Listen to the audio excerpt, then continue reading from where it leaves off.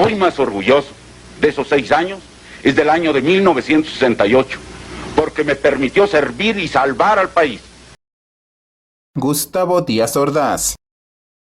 Protesto guardar y hacer guardar la Constitución Política de los Estados Unidos Mexicanos. El 1 de diciembre de 1964 comenzó el sexenio de Gustavo Díaz Ordaz como presidente de México y entre los integrantes de su gabinete nombró a Luis Echeverría Álvarez como secretario de Gobernación. Desde el inicio de su gestión, Gustavo Díaz Ordaz hizo saber que el suyo sería un gobierno fuerte, autoritario y represivo, y todas sus propuestas eran aceptadas sin cuestionamientos. En 1964, apenas comenzando su sexenio, tuvo su primer conflicto cuando el 26 de noviembre, varios médicos del Hospital 20 de Noviembre comenzaron una huelga exigiendo, entre otras cosas, mejores salarios, pero ante la falta de respuesta, en 1965 realizaron varias huelgas más. Sin embargo, aquella exigencia no fue atendida y el movimiento terminó ese mismo año cuando el presidente ordenó el despido masivo de los médicos involucrados para ser reemplazados por médicos militares.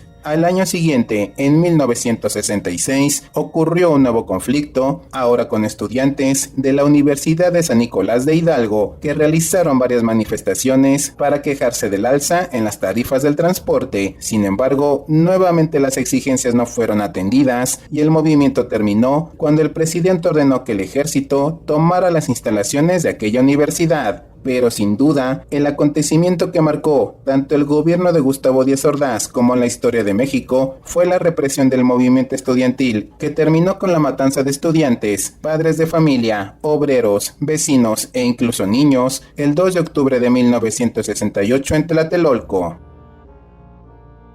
Lunes 22 de julio de 1968.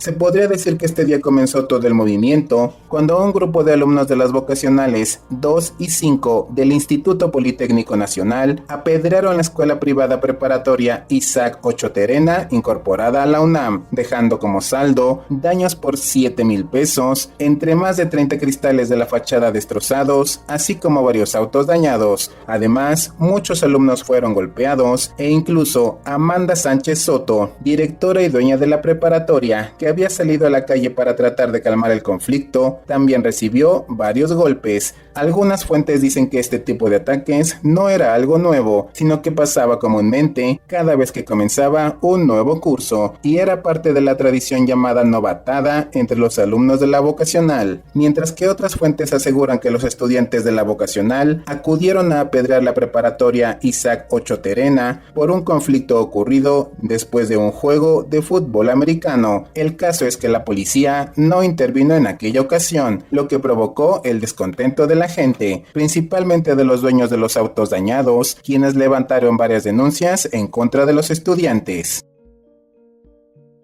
Martes 23 de julio. Un día después del ataque, el 23 de julio, aproximadamente 50 estudiantes de la preparatoria Isaac Ochoa Terena acudieron a las puertas de la vocacional número 5 en busca de revancha, pero fueron recibidos por un grupo de alumnos agresivos de dicha vocacional, quienes los agredieron y corretearon por la calle. La plaza de la Ciudadela se convirtió en un verdadero campo de batalla entre estudiantes, causando pánico a los transeúntes y locatarios del lugar. Ese día sí llegó un grupo de granaderos para tratar de controlar la situación, pero fueron recibidos a pedradas por parte de los estudiantes de la vocacional, provocando que los policías respondieran al ataque, lanzando gases lacrimógenos y dando macanazos y golpes con la culata de sus fusiles lanzagranadas a cualquier alumno que se cruzara en su camino. En ese momento, el pleito entre los estudiantes ya había terminado y ahora cada uno de ellos escapaba de los policías hacia sus respectivos planteles. Por su parte, los granaderos se dirigieron hacia las instalaciones de la vocacional número 5, donde ingresaron a la fuerza y con el pretexto de buscar a los agresores, golpearon a varios estudiantes que ni siquiera habían participado en el conflicto inicial. El saldo de esa trifulca fue de al menos 20 personas lesionadas y otras 20 detenidas. Miércoles 24 de julio.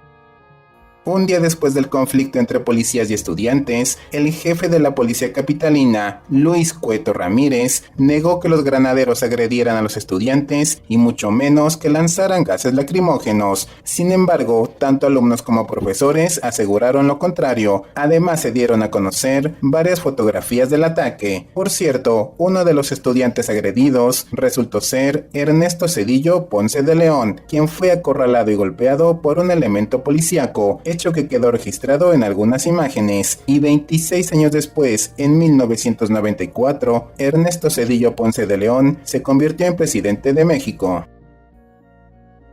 Jueves 25 de julio.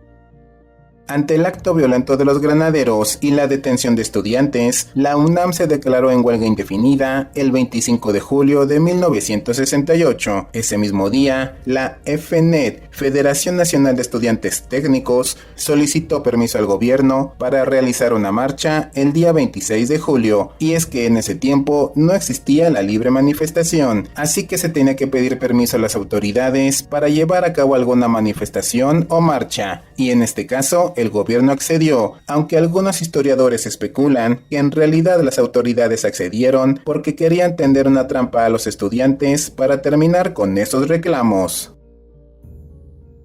Viernes 26 de julio.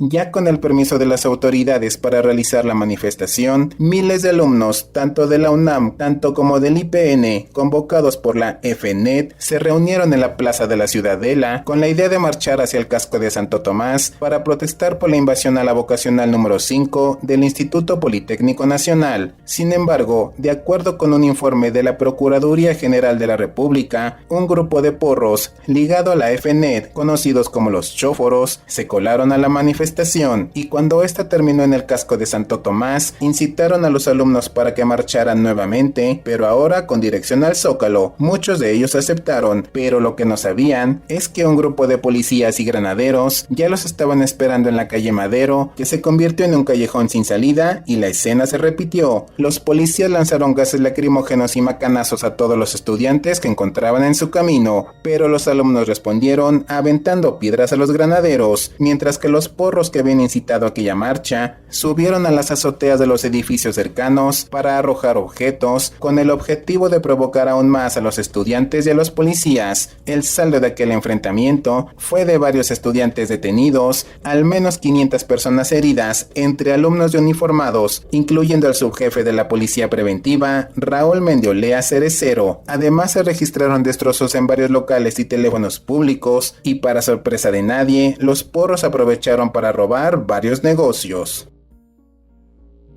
Sábado 27 de julio. Los actos violentos del 26 de julio aumentaron el descontento de los estudiantes. Por una parte, los alumnos de la UNAM, en reclamo por la represión, tomaron las instalaciones de las escuelas preparatorias 1, 2 y 3. Por otra parte, la Escuela Superior de Economía del Politécnico se declaró en paro, y al mismo tiempo, estudiantes de diferentes escuelas del IPN se reunieron en las instalaciones de la vocacional número 5, y en ese lugar, las vocacionales 1, 2, 3, 4, 5, 6 y 8 también se declararon en paro indefinido hasta que se cumplieran dos demandas: la desaparición de los cuerpos de granaderos y la renuncia tanto del jefe de la policía capitalina, Luis Cueto Ramírez, así como la del subjefe, Raúl Mendiolea Cerecero. Por su parte, el jefe de la policía capitalina, Luis Cueto Ramírez, declaró que las autoridades habían permitido que los alumnos se manifestaran, pero que los disturbios habían sido provocados por agitadores profesionales y que al menos 200 de ellos se encontraban detenidos en la jefatura de policía, y aunque entre ellos se encontraba un grupo reducido de estudiantes, absolutamente todos sin excepción serían consignados a la Procuraduría General de la República. Domingo 28 de julio.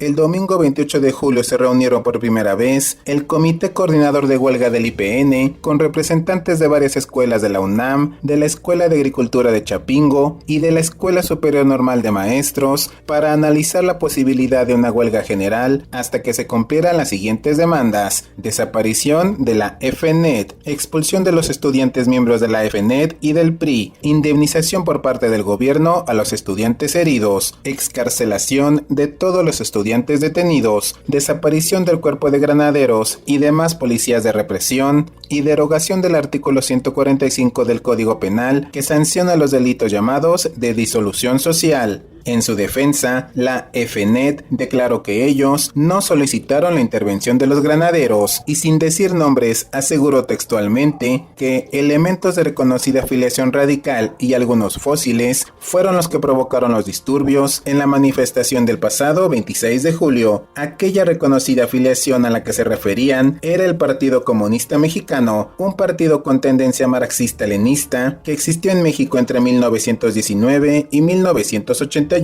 Tiempo después, la PGR también responsabilizó a ese partido político de promover el desorden en aquella marcha. Lunes 29 de julio. El lunes 29 de julio a las 6 de la tarde, aproximadamente 1.500 alumnos, tanto de las preparatorias como de las vocacionales, se reunieron en el barrio universitario de San Ildefonso, en el centro histórico, con el plan de marchar hacia el Zócalo. Sin embargo, esa marcha no se concretó porque tan solo 45 minutos después, 2 camiones repletos de granaderos aparecieron separando a los manifestantes, repitiendo la misma historia de los días anteriores, los policías lanzando gases lacrimógenos y los estudiantes respondiendo al ataque lanzando piedras. Esa noche los enfrentamientos se extendieron durante 5 horas en las calles 5 de Mayo, Tacuba, 16 de septiembre y Justo Sierra. Durante todo ese tiempo llegaron más policías y al terminar el día, varios estudiantes se refugiaron en la preparatoria número 1 de San Ildefonso. Para esas horas, aproximadamente 10.000 policías habían sido desplegados, no solo en el centro, sino también en la plaza de la Ciudadela, y pasó lo mismo en los alrededores de la preparatoria número 5 en Villacoapa, en la preparatoria número 7 en La Viga y en la vocacional número 7 en Tlatelolco. Martes 30 de julio.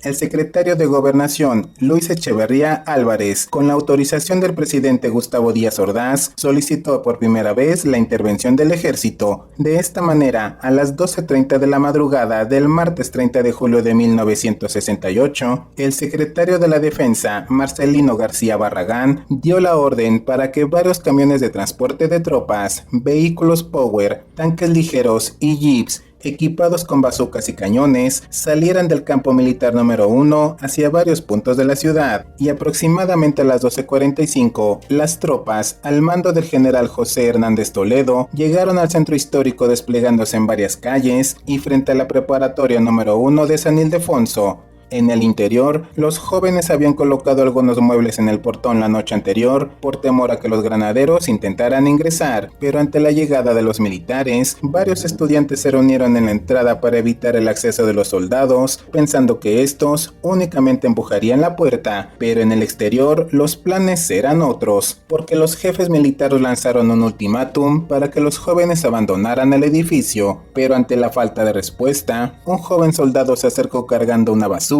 se colocó frente al portón y de un tiro la derribó. Ese hecho fue conocido como el bazucazo.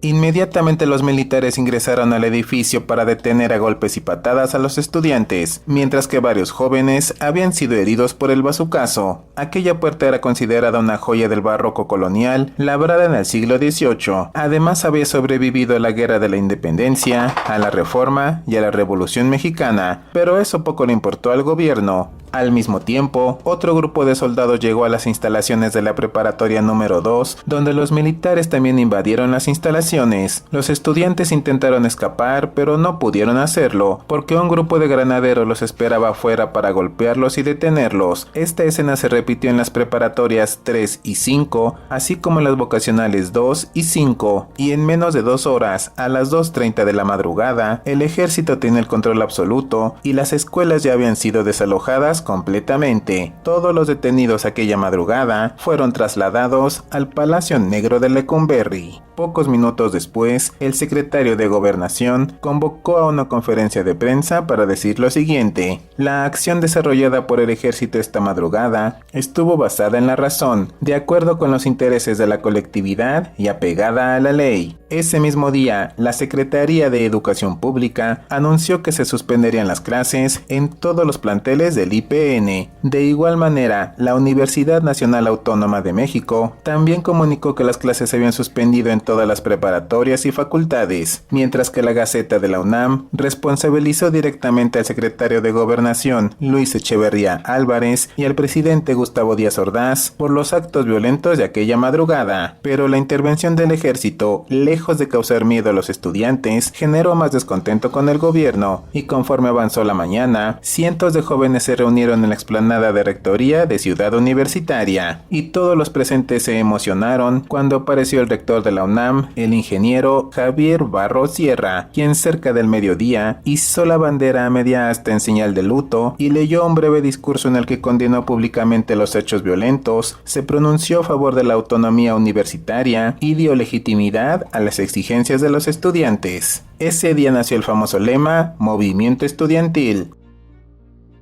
Miércoles 31 de julio. Se realizó un nuevo mitin en la explanada de Ciudad Universitaria, convocado por las autoridades de la UNAM, y ante la presencia de cientos de estudiantes, el rector Javier Barros Sierra anunció que él mismo encabezaría una manifestación el 1 de agosto, partiendo de Ciudad Universitaria hasta el Zócalo, en la que demandaría, entre otras cosas, el respeto absoluto a la autonomía universitaria. Por otra parte, el descontento con el gobierno continuaba creciendo como una bola de nieve, traspasando los límites de la Ciudad de México, en ese tiempo Distrito Federal, pues la FNET anunció que estudiantes de Guanajuato, Chiapas, Tabasco, Puebla, Jalisco, Veracruz, Hidalgo y Querétaro también habían entrado en huelga. Sin embargo, el comité coordinador del movimiento de huelga del IPN volvió a desconocer a la FNET, acusándola de estar controlada por el gobierno. Para estas alturas, todos los planteles del IPN y de la UNAM ya habían suspendido sus clases. Jueves 1 de agosto. Después que el rector de la UNAM anunciara que él mismo encabezaría una manifestación, varios funcionarios del gobierno intentaron impedir su participación. Incluso el mismo secretario de Gobernación se comunicó con él para persuadirlo. Sin embargo, Luis González de Alba, uno de los hombres más cercanos al rector, comunicó que el ingeniero Javier Barros Sierra asistiría con mucho gusto como lo había prometido. El plan original era partir a las 4:30 de la tarde desde la explanada de Ciudad Universitaria sobre Avenida Insurgentes con dirección al Zócalo. Sin embargo, un grupo de soldados a bordo de tanques con ametralladoras giratorias y otros vehículos militares, así como decenas de patrullas cargadas con cientos de granaderos, ya los estaban esperando sobre Avenida Insurgentes a la altura del Parque Hundido y la Ciudad de los Deportes, donde actualmente se encuentra la Plaza México, listos para reprimir la manifestación. Después del bazucazo en la puerta de San Ildefonso, el gobierno había dejado bastante claro que no le importaba derramar sangre. Por esta razón, la ruta de la manifestación se modificó, partiendo de Ciudad Universitaria sobre Avenida Insurgentes, pero girando hacia la derecha en la Avenida Félix Cuevas para llegar a la Avenida Coyoacán y regresar nuevamente a Ciudad Universitaria. Tal como lo había anunciado un día antes, el rector Javier Barros Sierra encabezó la marcha acompañado por profesores, funcionarios de la Universidad Nacional Autónoma de México y miles de jóvenes. Se calcula que acudieron cerca de 100,000 estudiantes, entre alumnos de la UNAM, del IPN, de la Universidad Autónoma de Chapingo y de la Normal Superior de Maestros. Luis González de Alba comentó que aquella tarde llovió, pero los vecinos arrojaron periódicos para que se cubrieran mientras aplaudían en apoyo al movimiento estudiantil. Ese mismo día en Guadalajara, el presidente Gustavo Díaz Ordaz hizo alusión en sus palabras a los deplorables acontecimientos de los últimos días que habían lastimado la tranquilidad de la capital, aunque por supuesto no se refería a los ataques represivos de las autoridades, sino a las protestas contra el gobierno. Viernes 2 de agosto. El viernes 2 de agosto de 1968, representantes de la UNAM, del IPN, del Colegio México, de la Escuela Nacional de Agricultura de Chapingo, de la Normal Superior de Maestros, de la Universidad Iberoamericana, de la Universidad La Salle y otros centros educativos del interior de la República, crearon el Consejo Nacional de Huelga, que tenía 3 principios. 1. Solo estarían representantes de las escuelas en huelga y no en paro en activo. 2. Habría 3 representantes por escuela, elegidos en una asamblea. Y 3. No se admitiría la representación de federaciones, confederaciones, partidos políticos o afiliados, únicamente escuelas. Con este último punto, el Consejo Nacional de Huelga también desconocía a la FNET. Una de las primeras tareas del Consejo Nacional de Huelga fue dar a conocer un pliego petitorio con 6 puntos, que básicamente eran los mismos presentados el pasado 28 de julio, solo con algunas actualizaciones debido a los últimos acontecimientos. Lunes 5 de agosto. El lunes 5 de agosto se reunieron cerca de 100.000 jóvenes, entre alumnos de la UNAM, del IPN y de la Universidad Autónoma de Chapingo, para realizar una nueva manifestación desde Zacatenco hasta el casco de Santo Tomás. Mediante porras, gritos y cantos, los estudiantes atacaron al gobierno, a los medios de comunicación, así como a los granaderos y militares, y al mismo tiempo invitaron a la gente para que se uniera a su movimiento. En esa ocasión no hubo presencia ni policíaca ni militar, y al finalizar la marcha, los protestantes advirtieron al gobierno que si en un plazo de 72 horas no se cumplían sus demandas, el movimiento estudiantil estallaría en una huelga nacional. Por otra parte, ese mismo día, el Partido Popular Socialista ofreció completo apoyo al presidente Gustavo Díaz Ordaz. Recordemos que ese mismo partido político fue acusado de ser el responsable en los disturbios de la marcha del 26 de julio. Jueves 8 de agosto.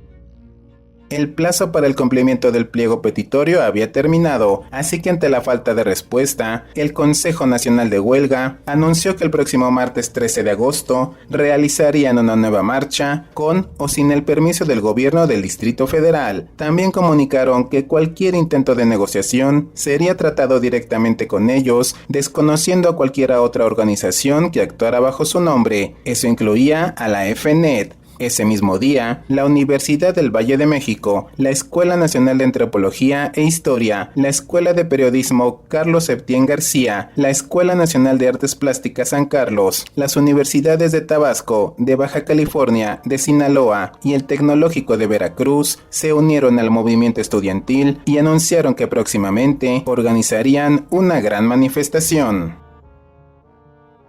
Martes 13 de agosto.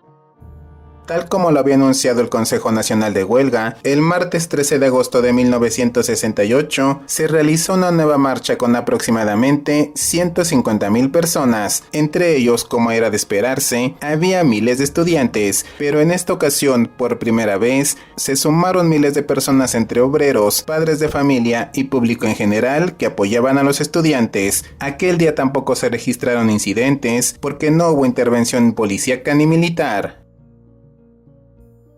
Jueves 22 de agosto. El Consejo Nacional de Huelga convocó a una nueva manifestación el próximo 27 de agosto con dirección al Zócalo. Viernes 23 de agosto. Ya había pasado un mes desde aquel ataque a la preparatoria Isaac Ochoa Terena por parte de los alumnos de las vocacionales 2 y 5, que había sido el comienzo de la ahora movimiento estudiantil, y parecía que la situación comenzaba a mejorar, ya que el secretario de Gobernación, Luis Echeverría Álvarez, se había comunicado telefónicamente con representantes del Consejo Nacional de Huelga para decirles que aceptaba sus condiciones para iniciar el diálogo y examinar las demandas de los estudiantes y profesores con el objetivo de resolver el conflicto. En respuesta, Eberto Castillo, dirigente de los profesores en huelga, solicitó que la aceptación al diálogo se hiciera por escrito para no sembrar desconfianza entre los estudiantes, mientras que los alumnos y los profesores exigieron que el diálogo fuera transmitido en vivo por radio y televisión, sugiriendo que se llevara a cabo en el Auditorio Nacional, en la explanada de Ciudad Universitaria o en Zacatenco. Mientras tanto, el Comité Nacional de Huelga comunicó que la marcha programada para el próximo 27 de agosto aún se llevaría a cabo. Por otra parte, ese mismo año, México sería anfitrión por primera vez en su historia de los Juegos Olímpicos, mismos que se celebrarían a partir del 12 de octubre, y justamente ese día, 23 de agosto de 1968, la actriz María Moscoliu encendió la antorcha olímpica en Grecia para iniciar su viaje hacia México. Quizá ese fue el motivo por el que el gobierno buscaba resolver el conflicto. Por cierto, con el objetivo de mantener la seguridad durante los Juegos Olímpicos, el presidente Gustavo Díaz Ordaz había ordenado la creación de un grupo de militares que sería conocido como Batallón Olimpia, del cual hablaré más adelante. Martes 27 de agosto. Tal como se había planeado, miles de alumnos se reunieron cerca del Museo Nacional de Antropología para marchar al Zócalo, pero no eran los únicos, porque varios tanques ligeros del ejército se desplazaron sobre la avenida Paseo de la Reforma, igualmente con dirección al Zócalo. La marcha comenzó con miles de estudiantes, pero mientras avanzaban, más gente se unió a la manifestación. Se calcula que aproximadamente se reunieron 400,000 personas, entre estudiantes, padres de familia, vecinos, pequeños comerciantes fijos y ambulantes, e incluso grupos campesinos. Finalmente los manifestantes llegaron a la plancha del Zócalo. Un hecho que sorprendió a todos fue que por primera vez se insultó públicamente al presidente durante una manifestación. Gustavo Díaz Ordaz era conocido entre la población como Chango Hocicón, debido a que tenía una grande dentadura que le daba un aspecto bastante feo. Por eso cuando los manifestantes llegaron al Zócalo, se escuchó el grito: ¡Sal al balcón, hocicón! Pero no solo eso, sino que también gritaron que era un cobarde y que no tenía madre. Al terminar la marcha, se llevó a cabo un mitin en el que se leyó una lista de 87 detenidos entre profesores y estudiantes, pero durante el discurso ocurrió algo que nadie esperaba. Un policía subió a la tribuna para gritar que él sí tenía dignidad, y acto seguido, llorando, se quitó el uniforme para pisarlo. Mientras tanto, en la Plaza de la Constitución se colocó la bandera rojinegra de huelga en el asta bandera, y casi al final del mitin, Sócrates Amado Campos Lemus, un dirigente del Consejo Nacional de Huelga, propuso que el diálogo con las autoridades se realizara en el Zócalo el próximo 1 de septiembre a las 10 de la mañana, idea que los presentes aceptaron, y para festejar, un grupo de estudiantes pidió permiso al sacerdote Jesús Pérez para hacer sonar las campanas de la catedral. Después de eso, el mismo Sócrates Amado propuso crear una guardia permanente en el Zócalo hasta el día del diálogo, y al final del día, aproximadamente 3,000 estudiantes se quedaron esa noche en la plancha del Zócalo haciendo guardias. Miércoles 28 de agosto. En la madrugada, el silencio fue interrumpido por una voz en los altavoces de la Plaza de la Constitución que pidió a los alumnos desalojaran la plancha del Zócalo pacíficamente. Sin embargo, los estudiantes hicieron caso omiso, por lo que aquella voz volvió a escucharse en 2 ocasiones más, pero ante la falta de movimiento, las puertas de Palacio Nacional se abrieron para dejar salir 6 tanques cargados con militares, acompañados por una gran cantidad de soldados a pie. También apareció un centenar de patrullas, varias motocicletas y muchos granaderos que corretearon a los estudiantes por las calles Madero, 5 de mayo y 16 de septiembre, y en pocos minutos la plancha del Zócalo había sido desalojada, quedando únicamente la bandera rojinegra en el asta bandera. A la mañana siguiente, el gobierno quería demostrar que no toda la gente apoyaba el movimiento estudiantil. Para ello, obligó a varios empleados de la Secretaría de Hacienda y de la Secretaría de Educación Pública a que acudieran al Zócalo a las 10 de la mañana y mostraran su inconformidad. Sin embargo, las cosas no salieron como las planearon, porque los empleados del gobierno comenzaron a gritar: ¡Somos borregos! ¡Ve! ¡No vamos! ¡Nos llevan! Después de eso, representantes del gobierno realizaron un mitin censurando el movimiento estudiantil, pero durante el discurso, varios estudiantes y representantes del Consejo Nacional de Huelga se habían colado entre los presentes, logrando subir al estrado, convirtiendo lo que inicialmente comenzó como un discurso contra el movimiento estudiantil en un mitin de protesta contra el presidente. Pero el gobierno no se quedó con los brazos cruzados, porque así como había sucedido en la madrugada de ese mismo día, nuevamente Rápidamente se abrieron las puertas de Palacio Nacional, dejaron salir varios tanques, así como una gran cantidad de soldados y policías que comenzaron a corretear a los presentes. Pero en esta ocasión, las cosas subieron de tono, porque en los edificios cercanos aparecieron francotiradores que dispararon contra la gente, incluyendo los mismos empleados que el gobierno había llevado. Se dice que aquel día, por lo menos hubo 1 o 2 fallecidos. Jueves 29 de agosto. La mañana del jueves 29 de agosto, la vocacional número 7 localizada en Tlatelolco fue atacada por un grupo no identificado, quienes dispararon contra los edificios de la escuela utilizando ametralladoras y otras armas de uso exclusivo del ejército. Mientras tanto, la prevocacional número 4 también fue atacada por personas enmascaradas, armadas con varillas de acero, piedras y tubos. Viernes 30 de agosto. Vecinos de Tlatelolco se reunieron para manifestarse contra los ataques del día anterior a la vocacional número 7 y a la prevocacional 4. Sin embargo, elementos del ejército, junto con granaderos, disolvieron aquella manifestación. Por otra parte, a pesar de los actos violentos, durante la madrugada y tarde del 28 de agosto en la plancha del Zócalo y de los recientes ataques a la vocacional 7 y prevocacional número 4, el secretario de la Defensa, Marcelino García Barragán, declaró que en el país reinaba la calma y que el movimiento estudiantil estaba completamente bajo control. También aprovechó para ratificar su apoyo al presidente Gustavo Díaz Ordaz. Sábado 31 de agosto.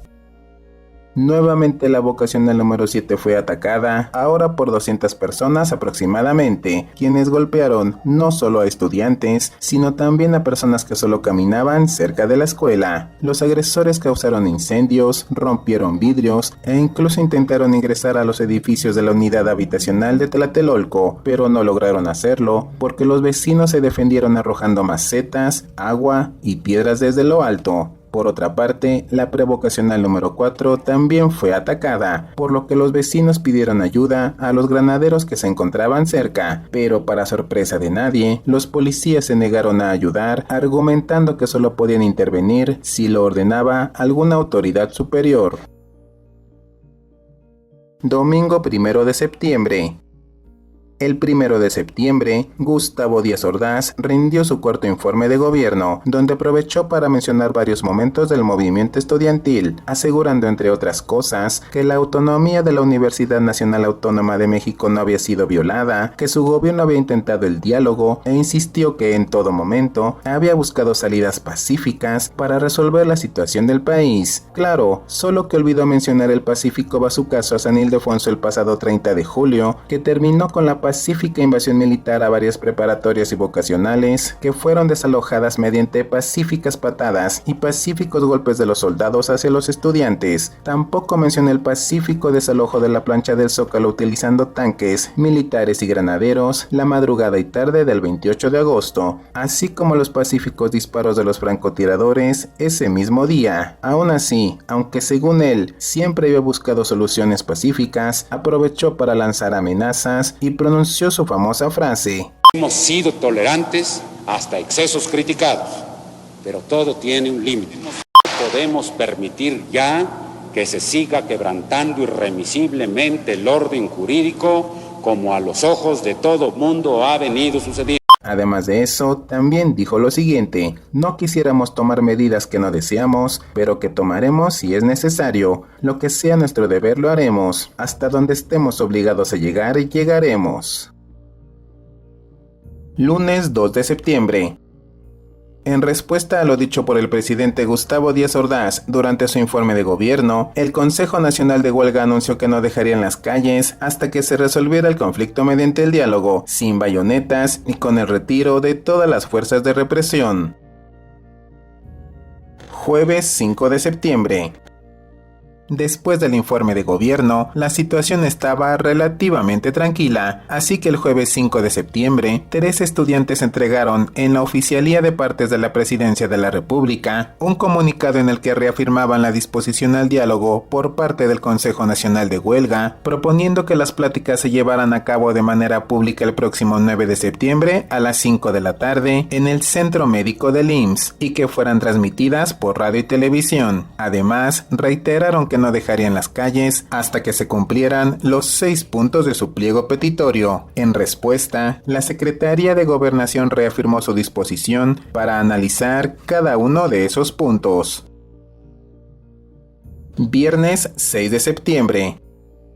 La Secretaría de Gobernación envió un documento en el que daban solución a cada uno de los puntos del pliego petitorio. En respuesta a la liberación de los presos políticos, aseguró que tendrían que tratarse directamente en la Procuraduría General de la República o en las agencias del Ministerio Público, dependiendo de cada caso. En cuanto a la derogación del artículo 145, señaló que el Poder Ejecutivo no podía derogar leyes. Por otra parte, aseguró que el cuerpo de granaderos no podía desaparecer porque formaba parte de la policía preventiva. En cuanto a la renuncia del jefe y subjefe de la policía, afirmaron que estaban en la mejor disposición para que se investigara su participación en los actos violentos del pasado 23 de julio. Y en cuanto a la indemnización de los afectados, también estaban en la mejor disposición para hacerlo.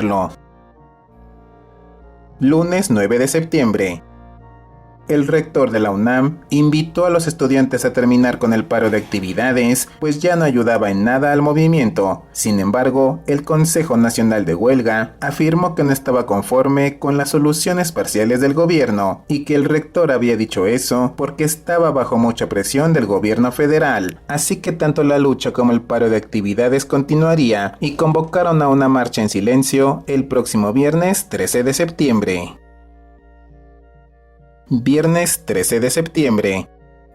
A las 5 de la tarde del viernes 13 de septiembre de 1968, con la consigna que nadie debería abrir la boca para demostrar al presidente que los manifestantes no eran unos revoltosos, comenzó la marcha en silencio, partiendo desde el Museo Nacional de Antropología, con aproximadamente 250,000 estudiantes. En esta ocasión el número de participantes fue menor, porque días antes, varios helicópteros sobrevolaron algunas partes de la Ciudad de México, arrojando volantes en los que invitaban a los padres de familia a que impidieran a que sus hijos participaran en aquella marcha porque los militares estarían listos para reprimir a los manifestantes. Además, después del 1 de septiembre, comenzó en televisión, radio y periódicos una campaña de desprestigio hacia el movimiento estudiantil. Todo esto debilitó ligeramente el movimiento. Sin embargo, durante la Marcha del Silencio, miles de ciudadanos ubicados en las banquetas de la avenida Paseo de la Reforma aplaudieron y alentaron a los estudiantes. Los manifestantes llegaron a la plancha del Zócalo sin incidentes y ya estando ahí, anunciaron que la lucha continuaría. Reiteraron que el diálogo debería realizarse públicamente y que el cumplimiento de los 6 puntos del pliego petitorio debería cumplirse íntegramente. Como dije antes, la marcha del silencio se llevó a cabo sin incidentes, pero después de las 8 de la noche, un grupo de aproximadamente 40 individuos destrozaron varios autos que se encontraban dentro del estacionamiento del Museo Nacional de Antropología. Aquellos autos pertenecían a los alumnos y padres de familia de los alumnos que habían participado en la marcha. Miércoles 18 de septiembre. Díaz Ordaz estaba a punto de estallar. ¿Cómo era posible que un simple grupo de estudiantes desafiara a su autoridad y le provocara tantos dolores de cabeza? Así que sin perder un minuto más, cumplió las amenazas que había lanzado en su cuarto informe de gobierno. De esa manera, el 18 de septiembre de 1968, el ejército invadió Ciudad Universitaria con la intención de debilitar el movimiento. El rector de la UNAM, Javier Barros Sierra, se mantuvo firme en sus exigencias y reclamó al gobierno por no haberle notificado la presencia de los militares en Ciudad Universitaria.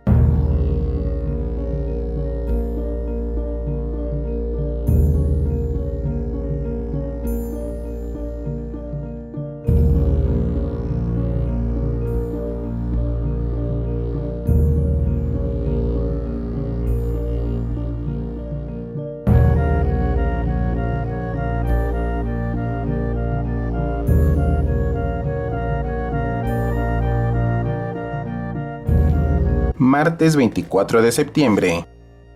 El 24 de septiembre, el ejército también invadió el casco de Santo Tomás, sede del Instituto Politécnico Nacional. Ambas incursiones terminaron con la detención de algunos líderes estudiantiles, pero varios lograron escapar, y pocos días después, como prácticamente todas las escuelas de la UNAM y del IPN habían sido tomadas por el ejército, los líderes que habían escapado convocaron a un nuevo mitin el próximo 2 de octubre en la Plaza de las Tres Culturas de Tlatelolco.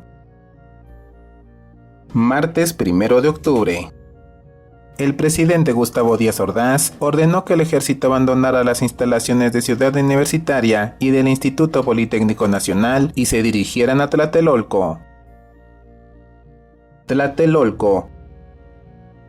El conjunto urbano Nonoalco-Tlatelolco, o simplemente conocido como Tlatelolco, fue inaugurado el 21 de noviembre de 1964, a pocos días que terminara el sexenio del presidente Adolfo López Mateos. La idea era que el nuevo complejo habitacional fuera una pequeña ciudad dentro de la Ciudad de México. De hecho, se anunciaba como la ciudad Tlatelolco y contaba con 102 edificios que albergaban 11.916 departamentos destinados a 70,000 habitantes, pero eso no era todo, porque también contaba con 600 locales comerciales, un supermercado, una plaza comercial, 19 escuelas, una zona arqueológica, 3 clínicas médicas, estacionamientos, una sala de cine y una iglesia. Además, en 1970 se inauguró la estación del metro Tlatelolco. Dentro del complejo Tlatelolco se encontraba y aún se encuentra la Plaza de las Tres Culturas, llamada así porque refleja 3 etapas de la historia de México: la prehispánica, la colonial y la contemporánea. Aquí les muestro una propaganda de la ciudad de Tlatelolco.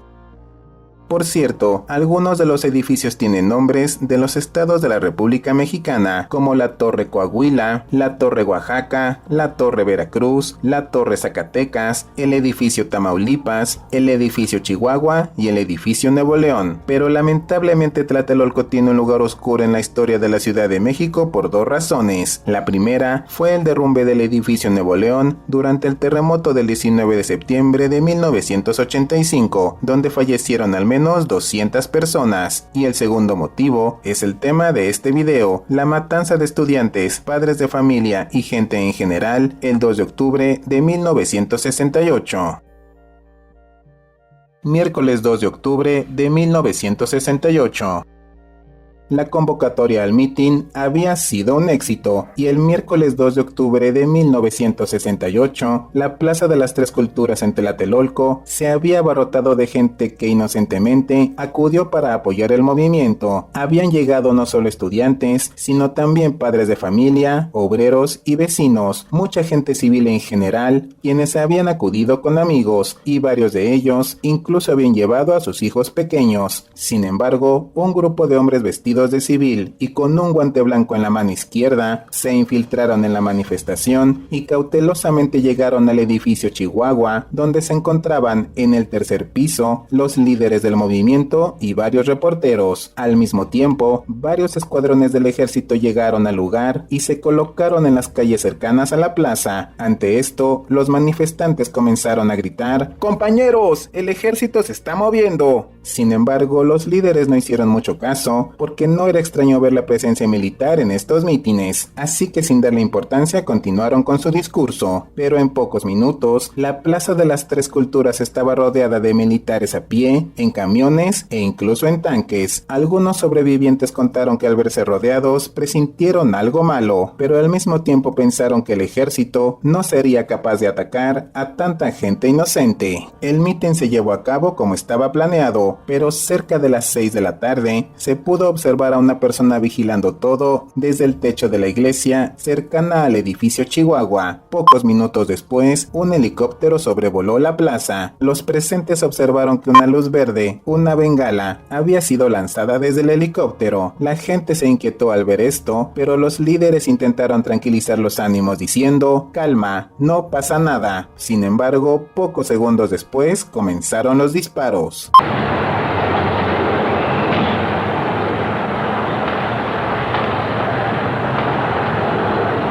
El lanzamiento de la bengala había sido la señal para que un grupo de francotiradores apostados en el edificio Chihuahua abrieran fuego en contra no solo de los manifestantes, sino también de los militares que vigilaban el mitin. Estos últimos fueron atacados para hacerles creer que los estudiantes eran los agresores. Después de los primeros disparos, comenzó el ataque con ametralladoras.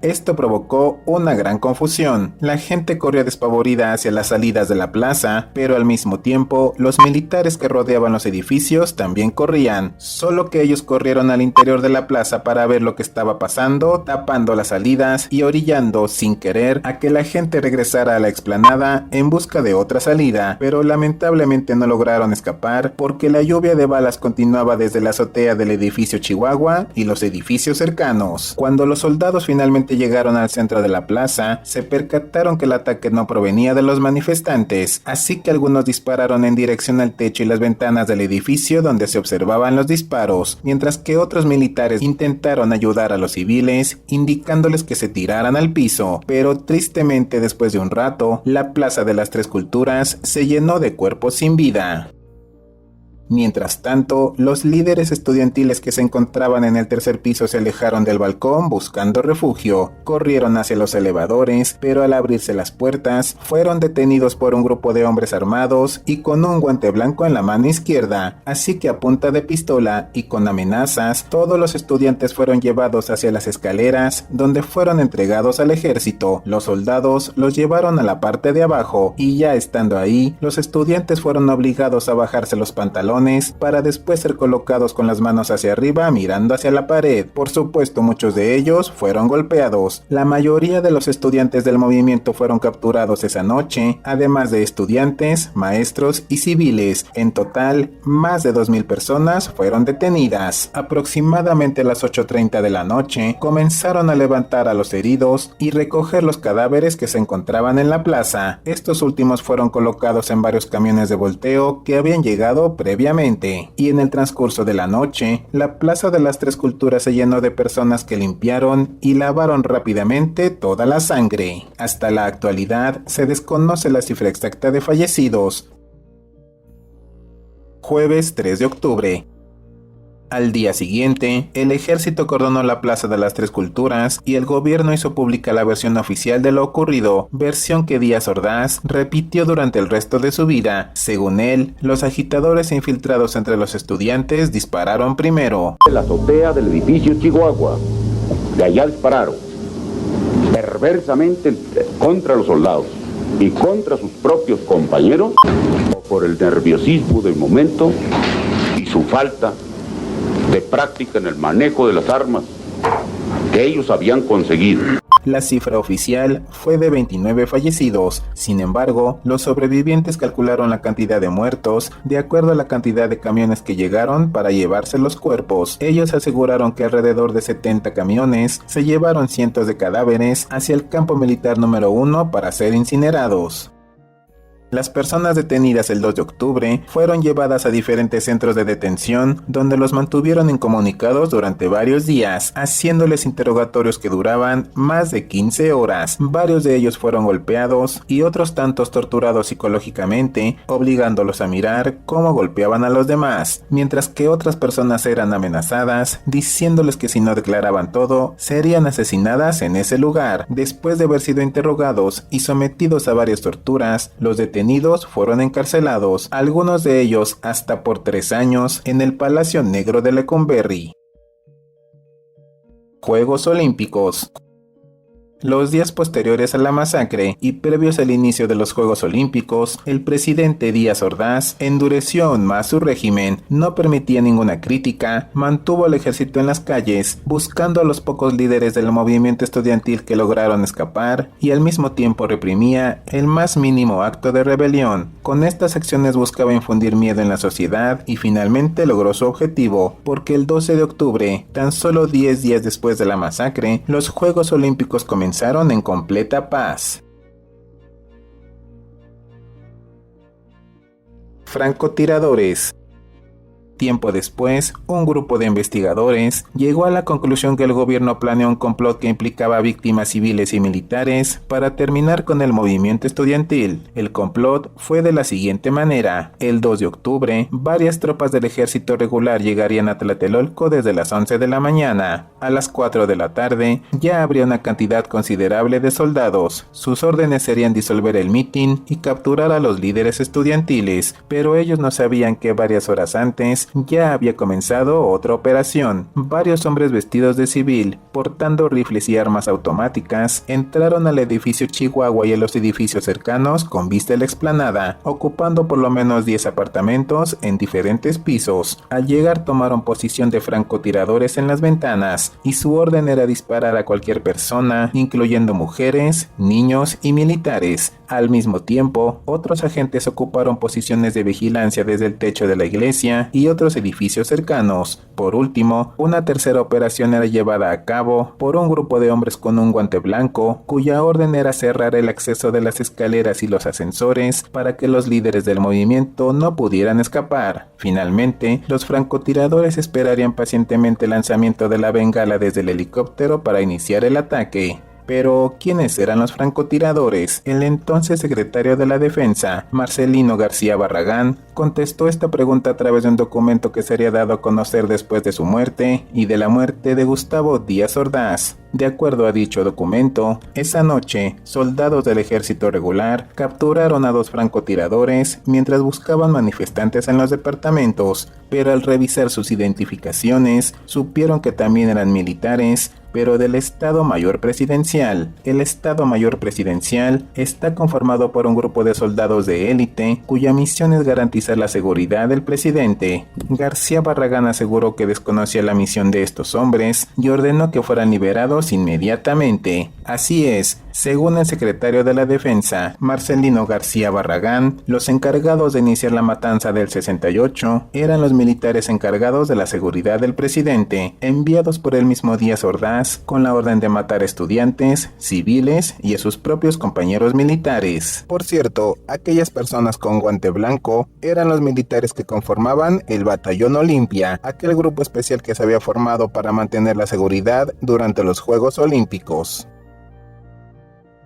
Lunes 1 de septiembre de 1969.